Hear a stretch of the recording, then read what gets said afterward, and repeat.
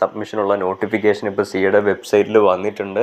2024 കീം എഴുതിയവരുടെ അവരുടെ mathematics, physics, chemistry എന്നീ വിഷയങ്ങളിൽ ലഭിച്ച മാർക്ക്, കെമിസ്ട്രി പഠിക്കാത്തവർക്ക് കമ്പ്യൂട്ടർ സയൻസിൻ്റെയും കെമിസ്ട്രിയും കമ്പ്യൂട്ടർ സയൻസും പഠിക്കാത്തവർക്ക് ബയോടെക്നോളജിയുടെയും കെമിസ്ട്രിയും കമ്പ്യൂട്ടർ സയൻസും ബയോടെക്നോളജി എന്നിവ പഠിക്കാത്തവർക്ക് ബയോളജിയുടെയും മാർക്ക് പരിഗണിക്കുന്നതാണ് എന്ന് കൃത്യമായ നോട്ടിഫിക്കേഷനിൽ പറയുന്നുണ്ട്.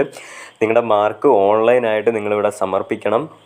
ലാസ്റ്റ് ഡേറ്റ് പറഞ്ഞിരിക്കുന്നത് 30/6/2024 വൈകുന്നേരം 3 മണി വരെ വെബ്സൈറ്റിൽ ഇതിനുള്ള സൗകര്യം ഉണ്ടായിരിക്കും. നിങ്ങളുടെ കാൻഡിഡേറ്റ് പോർട്ടലിൽ പോയിട്ട് നിങ്ങൾ കൃത്യമായിട്ട് അപ്ലോഡ് ചെയ്യുക.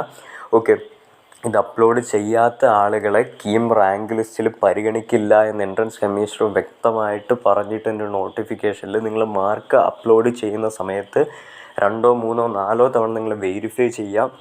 ഓക്കെ, ഇത് കറക്റ്റ് ആണോ എന്നുള്ള കാര്യം. കാരണം ഇത് നിങ്ങളുടെ ഫ്യൂച്ചറിനെ ബാധിക്കുന്ന ഒരു കാര്യമാണ്. പല ആളുകളും ഇത് നിങ്ങളുടെ ഒരു ലാസ്റ്റ് 4 ഇയർ ആയിരിക്കും നിങ്ങളുടെ പഠനത്തിൻ്റെ.